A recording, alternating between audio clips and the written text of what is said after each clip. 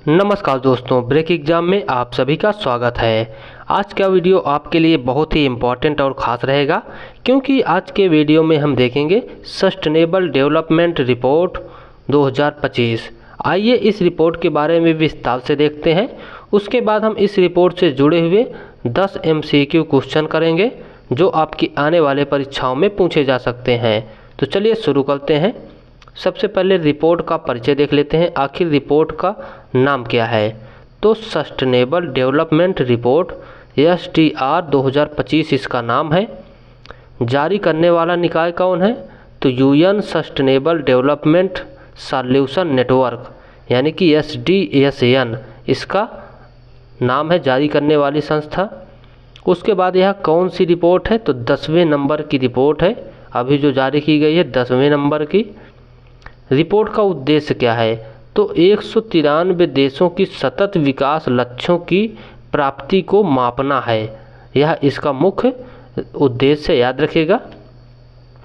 आइए देख लेते हैं 17 जो सतत विकास लक्ष्य हैं, जिनमें पहला लक्ष्य है नो पॉवर्टी, दूसरा लक्ष्य है जीरो हंगर, तीसरा है गुड हेल्थ, चौथा है क्वालिटी एजुकेशन, पांचवा है जेंडर इक्वलिटी, छठा है क्लीन वाटर, सातवां है एफोर्डेबल एनर्जी, आठवां है decent work and economic growth, नौवां है इनोवेशन इंफ्रास्ट्रक्चर एंड इन्वेस्टमेंट।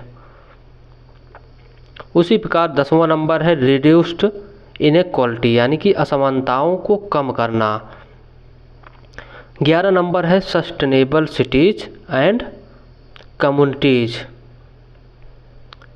इसी प्रकार से ये लगभग 17 सतत विकास लक्ष्य हैं जिनको प्राप्त करने का मुख्य उद्देश्य रखा गया है।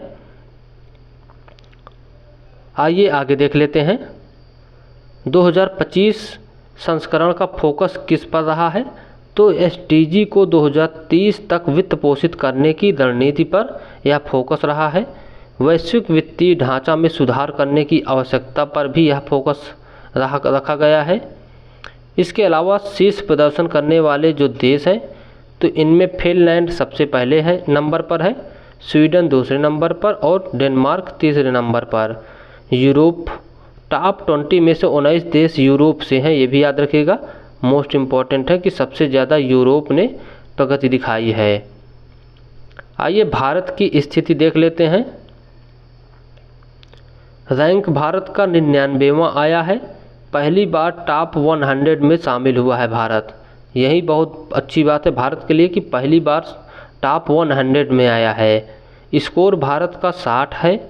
दक्षिण एशिया में स्थित कैसी है?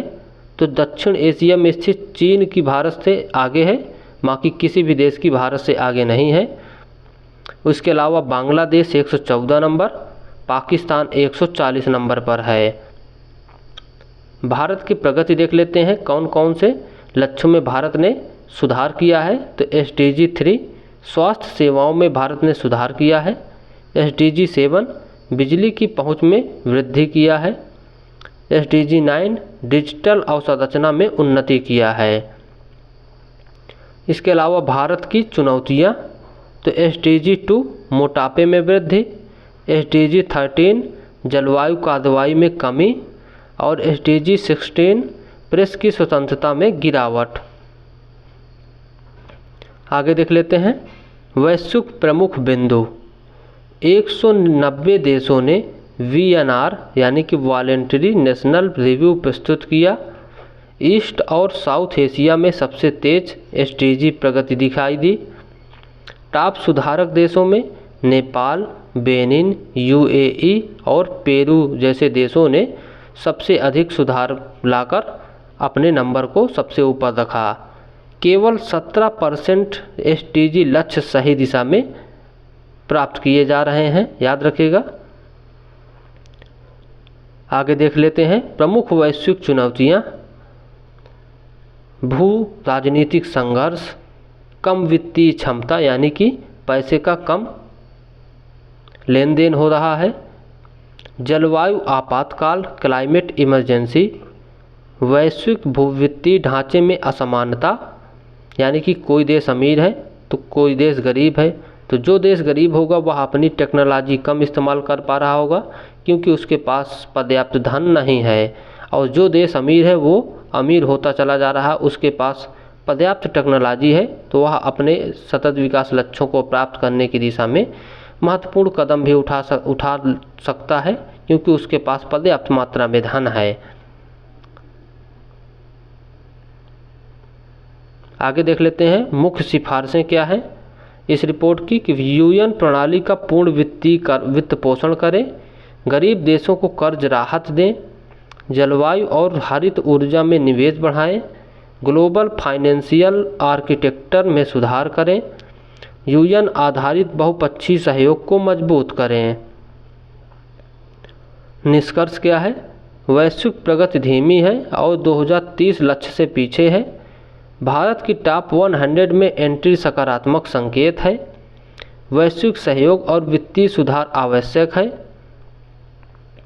आइए एमसीक्यू क्वेश्चन देख लेते हैं जो आपके आने वाले परीक्षाओं में पूछे जा सकते हैं। पहला प्रश्न है, सस्टेनेबल डेवलपमेंट रिपोर्ट 2025 किस संस्था द्वारा जारी की गई है? ऑप्शन ए संयुक्त राष्ट्र पर्यावरण कार्यक्रम, ऑप्शन बी विश्व आर्थिक मंच, option C UN sustainable development solution network SDSN, और ऑप्शन डी अंतर्राष्ट्रीय मुद्रा कोष। तो इसका सही जवाब है SDSN, यानी कि सस्टेनेबल डेवलपमेंट सॉल्यूशन नेटवर्क। आइए बढ़ते हैं अगले प्रश्न की ओर। भारत SDR 2025 में कौन से स्थान पर है? ऑप्शन ए 115, ऑप्शन बी 99वां, ऑप्शन सी 49 और ऑप्शन डी 140वां। तो याद रखिएगा भारत का स्थान है 99वां, 199वां, ऑप्शन बी इसका बिल्कुल सही जवाब है। 49वें नंबर पर कौन है? तो चीन है, और 140वें नंबर पर पाकिस्तान है। आइए बढ़ते हैं आगे अगले प्रश्न की ओर। SDR 2025 में पहला स्थान किस देश को मिला है? Option A Denmark, option B Sweden, option C Finland, option D Norway. तो इसका सही जवाब है फिनलैंड को मिला है, ऑप्शन सी। अगला प्रश्न है, SDR 2025 का मुख्य फोकस क्या है? ऑप्शन ए डिजिटल शिक्षा, ऑप्शन बी ग्लोबल हेल्थ संकट, ऑप्शन सी SDG को वित्त पोषित करना और वैश्विक वित्तीय ढांचे में सुधार करना, और ऑप्शन डी वैश्विक व्यापार में वृद्धि। तो इसका सही जवाब है ऑप्शन सी, SDG को वित्त पोषित करना और वैश्विक वित्तीय ढांचे में सुधार करना।